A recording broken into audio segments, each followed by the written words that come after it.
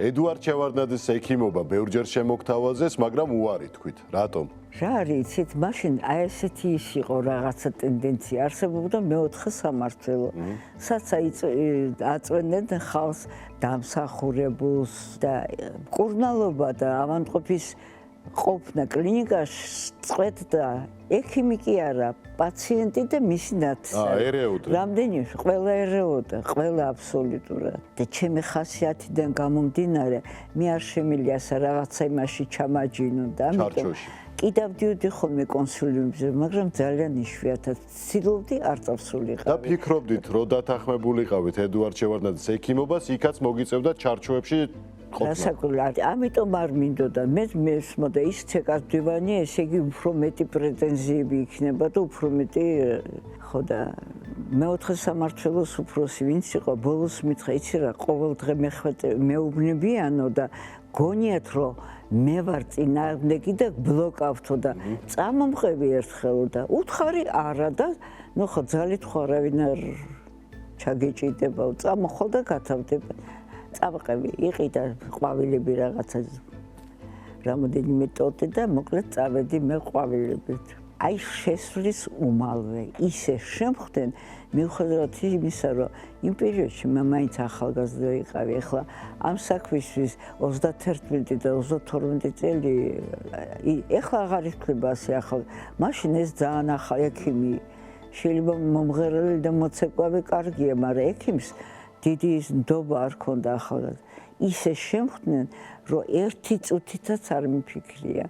ვილაპარაკეთ რაღაცა და ნუ შევთანხმდით, როდის მივალ მე და ამეთში დამთავრდა ყველაფერი. თავიდანვე დაიწყო მეგობრული ურთიერთობა. ძალიან კარგი და თბილი. მეორე მიღება იყო როგორი წასვლა ჩემი, იყო აღდგომა. უნდა ამერიკა მეკითხა რომელ საათზე.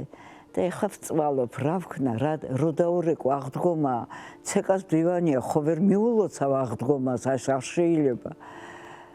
ნუ ბოლოს დავრეკე, მეტი გამოსავალი არ იყო და მოხდა ისე, ეს არ ხდება ხოლმე, ტელეფონს არასდროს არ იღებდა ბატონი ედუარდი, იმანა იყო ტელეფონი. ქრისტე აღსდგაო.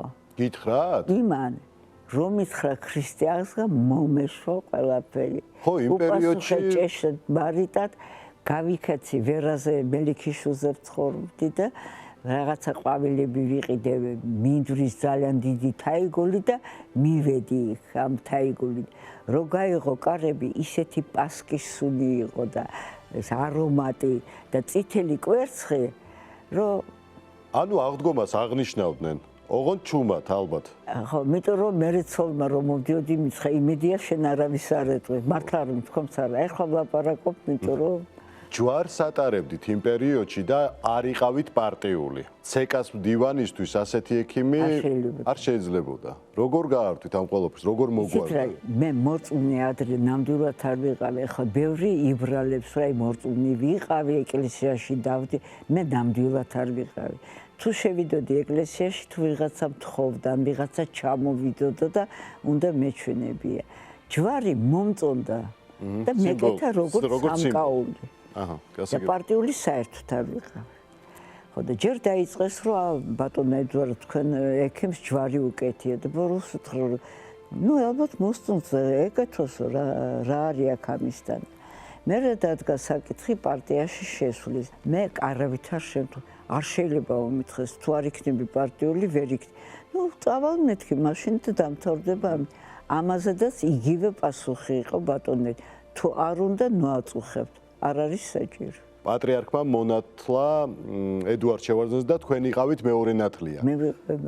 თვითონ შემოგთავაზათ რომ ნათლია გამხდარიყავით? როცა დადგა წუთი მონათლის რაც ყველა უწმინდესი არ ატარებდა ამ რიტუალს, ის იყო ნათლია და რაღაცნაირად გულიკო მოდი მე მაშინ ძალიან ესე ჩავებში ვიყავი, მქონდა ამ ხადეს შავი რაღაცა თეთრი მომწეს და გადამიღეს სურათიც და ეს იყო. თუმცა ფაქტია, ყველაზე ახლობელს ირჩევ ნათლიად. მან ჩათვალა, რომ ძალიან ახლობელი იყავით მისთვის, რომ ნათლიობის ეს იყო პირველივე წელიწადს.